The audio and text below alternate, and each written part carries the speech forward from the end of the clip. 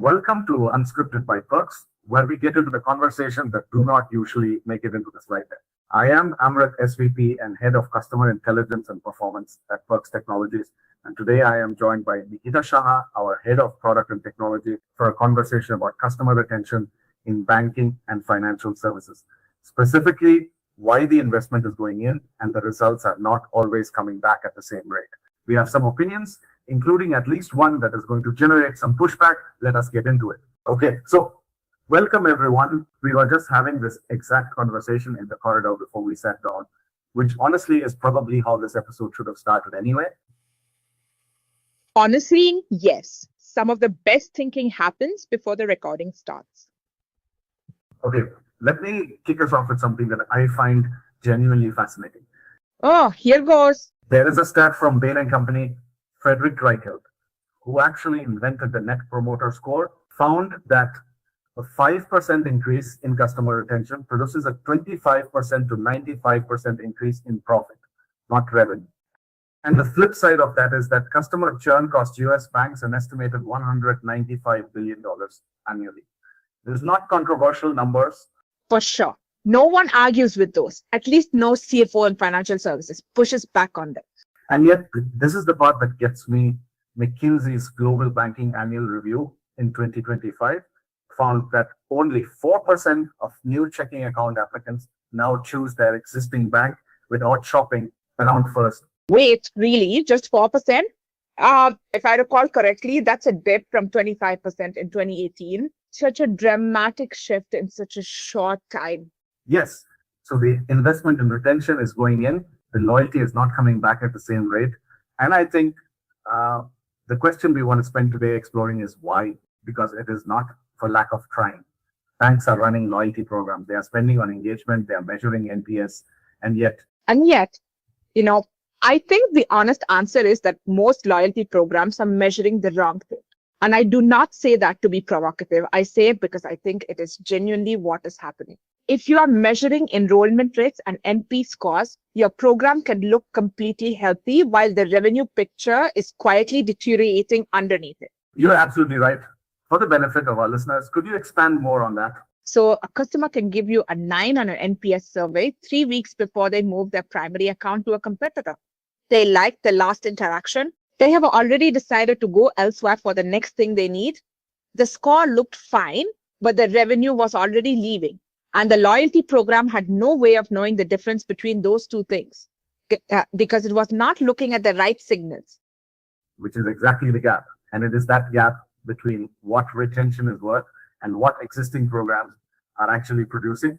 That leads us into the main thing we want to talk about today, which is revenue intelligence and what it actually means for the way loyalty works. Yes. And I want to be clear from the start. We are not talking about a feature or a dashboard. We're talking about a fundamentally different way of thinking about what a loyalty program is supposed to do. And I think the best way to describe it is as a loop. A closed loop at that. A closed loop, exactly. And let us walk through what that looks like. Okay, so the loop has 3 parts. There is the input, there is the engine, and there is the output. And what makes it a loop, not just a pipeline, is that the output feeds back into the input. It is continuous. It doesn't stop when the campaign ends. The input is customer behavior in its full dimension. And I want to be specific about what I mean by full dimension, because this is where I think most programs fall short. It is not just reward redemptions. It is not just points balances. It is every card transaction, every product feature used or ignored, whether a reward was redeemed or left to expire. Right? Whether a customer logs in at 11 p.m. or 9 a.m., whether their savings balance is growing or shrinking, right? Whether they call support once or 7 times in a quarter, it is the whole picture. Indeed, it is the whole picture. And individually, those are just data points. But collectively, they are a precise portrait of who this customer is, what they value, and where their relationship with the enterprise is heading. And from my side, from an analytics and customer value perspective, what I find so compelling about that input layer is that it tells you things the customer will never tell you directly. Someone who is beginning to shift their primary spending to a competitor is not going to call you to let you know. They are not going to fill in a survey about it, but their transaction data will show it. Their product engagement will show it. The signal is there. The question is whether the system is built to receive it. Absolutely. And that is where the engine comes in, because the engine is what converts that raw behavioral input into individual level strategy, not segment level, not cohort level. Each customer. What is the best next action for this specific person, given everything we know about their behavior and their value trajectory? That is the question the growth engine is answering continuously for every customer. And the scale of that is what changes things. Because a human campaign team can make that judgment for a handful of customer segments. The engine makes it for every customer simultaneously. Yes. And then the execution. Acting on those decisions at speed without a human approving each individual action is the direction we are building toward. The idea is that an autonomous capability can observe a spend decline on day one, look at what this specific customer has responded to historically, select the right mechanic, and act within hours, not weeks, not after the next campaign planning cycle. Hours. And that speed is not a nice to have. We are going to come back to that. But the output, tell them about the output. Because I think this is the part that changes the board conversation. Yes. So the output is revenue intelligence again, but now as proof rather than input. Did those hyper-personalized interventions actually change what customers did with their money? What did each customer's spend trajectory look like after the intervention versus before? Can we draw a direct causal line between the loyalty investment and the commercial return? That is the question every CFO is actually asking. They are not asking how many customers opened the email. They are asking what did it produce? Precisely. And that is what revenue intelligence as an output means. It is not a dashboard you look at. It is commercial proof. And this is the part I think is genuinely distinctive. Revenue intelligence is not something you add on top of loyalty. It is embedded in the way loyalty works. The input is behavioral intelligence. The output is commercial proof. Loyalty is the mechanism that runs the loop. Everything in between, the growth engine, the strategy, the execution, is the platform working. It is one ecosystem. I love that framing. One ecosystem. Because I think too often people hear revenue intelligence and think, oh, that is the analytics team's job. That is separate from what the loyalty team does. And what you are describing is the opposite of that. It is completely the opposite. The two things are inseparable. You cannot have one without the other. Agree. And so if that loop is the goal, and I think most people listening to this would concur, it sounds like the right goal. The obvious question is, why are most organizations not running it? And I want to give an honest answer to that, because I think the honest answer is more useful than a polished one. The reason is a data problem, not a technology problem. Research published by CleverTap in 2024 found that 57% of banking executives have not yet achieved a unified customer view due to data silos. And 41%, almost half, are not using real-time segmentation capabilities. These are not edge cases. This is the majority of the industry. Those numbers always surprise me, 57% and 41%. More than half of banking executives cannot see a complete picture of their own customers. Right. And when you dig into why, the answer is structural. It is not that the data does not exist. It exists. It is just scattered. It is completely scattered. Transaction data lives in the core banking system. Engagement data lives in the CRM. Redemption data lives in the loyalty platform. Product usage data lives in the app analytics tool. And in many organizations, none of these systems talk to each other in real time. They batch sync daily at best, weekly in many cases. Which means the loyalty system is always working with a version of customer behavior that is somewhere between 1 and 14 days old. At minimum. And the consequence of that lag is really specific. For example, a customer whose card spend drops 35% over a 3-week period, that signal appears in the core banking system on day one. It reaches the loyalty platform 2 weeks later via a batch sync. And by the time a campaign team has seen it, designed a response, got it approved and launched, you are at week 4, week 5, realistically. And the intervention window, the period when this customer is still persuadable, still reachable, when a relevant offer from you still lands as a reason to stay rather than a cynical attempt to win them back. That window is often just a few days wide, not weeks. By week 4, you are not retaining a customer. You are chasing one you have already lost. Yeah, And here is the thing I want to be clear about, because I think it is easy to hear this as a technology problem and immediately start talking about replacing the core banking system or building a new data warehouse. But the lag is not a technology failure. It is an architectural choice. Loyalty was built as a campaign delivery mechanism. You do not need real-time data to send a monthly point statement. That design made complete sense for what loyalty used to be. It just does not make sense anymore for what we are asking it to do. That is such an important distinction because replacing everything is not the answer. The organizations we see beginning to close this gap are not doing it by ripping out their infrastructure. They are doing it by connecting the loyalty intelligence layer directly to live transaction feeds. One architectural change, treating customer behavior as a real-time signal rather than a batch report. And that single shift is the prerequisite for everything else in this conversation. Without it, the loop cannot run. The engine cannot act on intelligence that arrives 2 weeks late. And I would add one more dimension to this, which is the human dimension. The data silo problem is not just technical. The team that owns the core banking data and the team that owns the loyalty program often sit in completely different parts of the business, different reporting lines, sometimes different definitions of what a customer even is. Getting those teams to work from the same customer record in real time, that is as much a governance and alignment challenge as it is an engineering one. The organizations that have solved it did not do it by buying better software alone. They did it by deciding that customer data is a shared asset, not a departmental one. And that decision, who owns the data, who has access to it, in what form and at what speed, is ultimately a leadership decision, not a technology decision. Completely, and it connects directly to the readiness conversation we are going to have later. Because the organizations that have made that decision are the ones who are genuinely positioned to move fast. And I want to linger on the speed question for a moment. I think it gets framed wrong a lot of the time. In most organizations, speed of response is treated as a marketing efficiency question. How do we get campaigns out faster? How do we reduce turnaround time? And those are reasonable operational goals, but they completely undersell what is actually at stake. Are you hinting at the difference between the right moment and speed? Yes, the value of an intervention is not just whether it is the right intervention. It is whether it arrives at the right moment.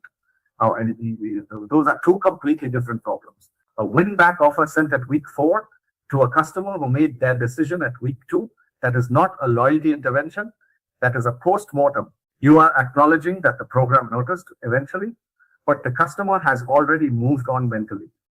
That is a really good way to frame it, actually. It is a post-mortem, not an intervention. Right.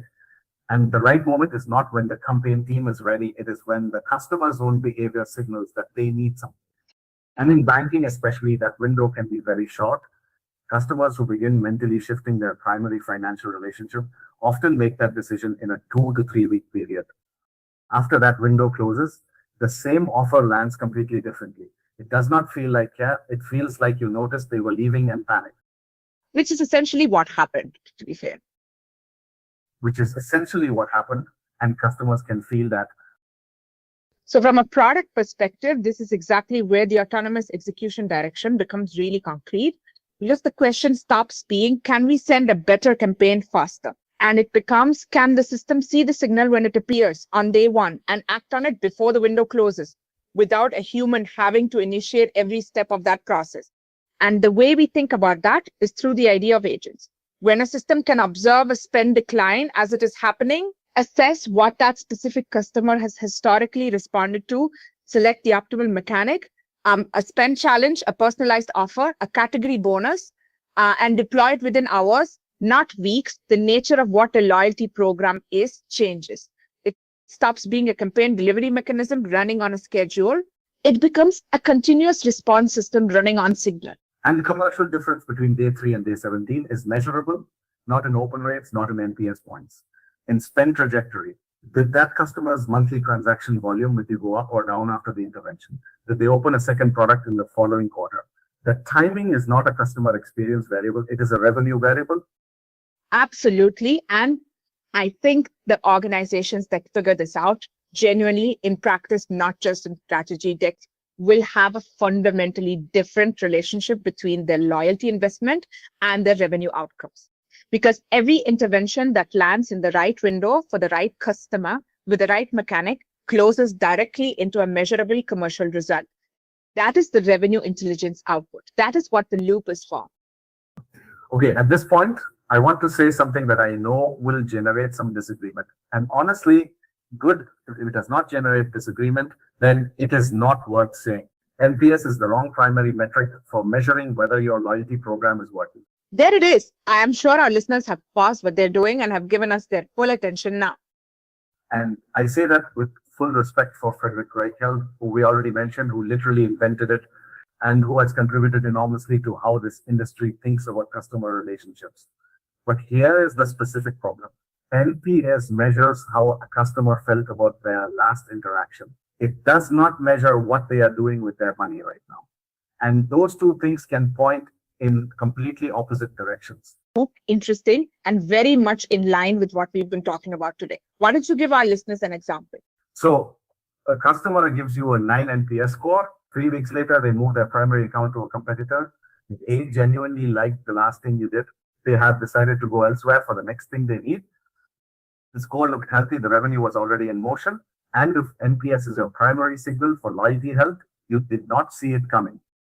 And from a platform perspective, the NPS problem is actually deeper than just the metric itself. It is a loop problem. If the primary signal your enterprise uses to assess loyalty health is a survey that runs quarterly, you are working with information that is 3 months old, collected from customers who agreed to take a survey about a feeling they had at a specific moment. That feeds back into your strategy on a 3 to 6 month cycle. Meanwhile, the actual behavior of your actual customers is happening every single day in the data in real time, and it is not reaching the decision-making process. Exactly. So, and the metric that closes that gap, the one that actually connects loyalty investment to commercial return, is what we call the revenue attribution loop. And the question it is answering is very specific. Did this intervention change this customer's revenue trajectory? Not how many people received the campaign, not what the open rate was. Did this specific action at this specific moment produce a measurable change in this specific customer's spend or lifetime value? That is the line the CFO needs to see drawn. And I want to add a nuance here because I do not want this to sound like a binary. We are not saying throw out NPS. The experience signal genuinely matters. Customers who feel good about their relationship with a brand do behave differently over time. That is real. But NPS as the primary metric for a loyalty program creates a dangerous proxy. It tells you what happened to sentiment. It does not tell you what is happening to value. And the enterprises we think are ahead of the curve are using both, but they have added the revenue attribution layer alongside the experience metrics. So they can walk into a board conversation with the full picture, the experience story, and the commercial proof together. And that combination, that is what changes how loyalty is perceived inside an enterprise. From a cost center to a growth lever, that is the conversation we want to be having with leadership teams. And it becomes possible when the measurement is right. So let us talk about readiness, because I think there is a tendency to frame the revenue intelligence conversation as something that is coming, a future state that organizations need to prepare for. And that is partly true. But the more important question is not whether the technology direction is clear. It is whether the organization is ready to use it when it is. And that readiness has 4 dimensions. The first is data connectedness, transition signals reaching the engagement layer in real time, not via batch processing. Real time or near real time connectivity between the core transaction layer and the loyalty intelligence layer is the foundational prerequisite. Without it, everything else is academic. And that sounds technical, but it is actually a strategic decision. Which data does the loyalty system need to see at what frequency? Who owns the connection between those systems? Those questions get answered in a leadership meeting, not a data engineering meeting. Exactly. The second dimension is measurement clarity. Leadership has defined what success looks like in revenue terms. If the loyalty team cannot answer the question, what did last quarter's program contribute to revenue with a specific number and a causal attribution, the measurement architecture is not there yet. And that is not a technology gap. That is a goal setting gap. The organization has not yet decided what it is actually trying to prove. The third is governance confidence. And this one is particularly important in financial services.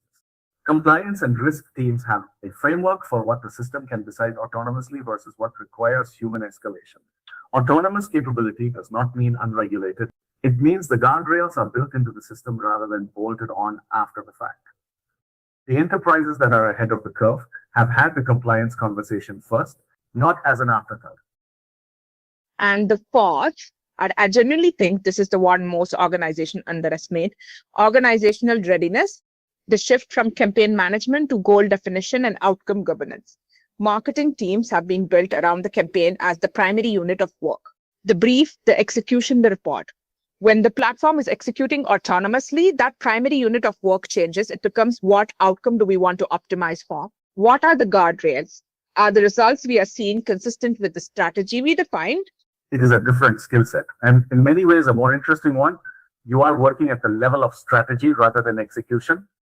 Exactly. It is a completely different skill set, but it requires a cultural shift that the technology alone does not create. And that shift takes longer than people expect. The organizations that have these four things in place, connected data, revenue-defined success metrics, governance frameworks, and teams willing to work differently. Those organizations are not waiting for the technology direction to clarify. They are building the foundation right now. Yes. And they are the ones who will move fastest, not because they were lucky, because they prepared. But you know what I find genuinely encouraging? Something is shifting in the market that I think is worth naming. 12 months ago, the question we were getting from the organizations we work with was, should we be thinking about this? Is revenue intelligence something that applies to us, or is it more relevant to other industries? Today, the question is, how do we sequence the transition? What do we need to have in place before we can move to the next stage? That shift from whether to how is the most meaningful indicator of market readiness I have seen in this space. That is a big shift, actually. And we see it across very different types of organization. We have banking clients across Southeast Asia who are actively restructuring how their loyalty data connects to their core transaction infrastructure, not piloting it, not exploring it, making it a strategic infrastructure decision at a senior level with budget and timelines. Right? It is a big shift. And we have a luxury retailer in Thailand who has fundamentally rethought how they define loyalty outcomes, moving from redemption rates and member counts to revenue contribution per member. Completely different industry, completely different context, same underlying shift. They have decided that the measurement framework needs to change before anything else can. And what those conversations tell us from a product perspective is that the market is not waiting for a perfect solution. It is looking for a direction that is credible and a partner who is taking it seriously. The organizations we work with are not asking us to hand them a finished capability. They are asking us to build toward it alongside them, which honestly is the most encouraging thing we hear. Yes, because that is how the best things get built. And the direction we are building it is a platform where every piece of customer behavior generates a signal, every signal generates an insight, every insight informs a strategy, and execution closes the loop back into measurement. That is not a future state we are describing from the outside. It is the direction we are moving in right now, together with the enterprises who have decided this is where loyalty needs to go. I think the simplest way to put it is this. Loyalty was never really about points. It was always about understanding customers well enough to give them a reason to stay and grow. Revenue intelligence is what that understanding looks like when it is embedded into the system. Not as a quarterly report, not as a dashboard, as a loop that is running continuously, learning from every signal, and acting on every opportunity. That is the conversation the industry is ready for. And we are genuinely glad to be having it.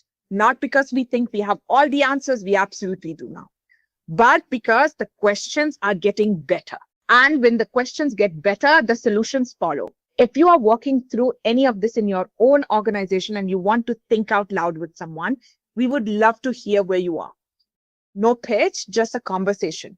And on that note, thank you for joining us. We look forward to continuing the conversation with you all. Yes, let's keep the conversation going. Thanks, everyone.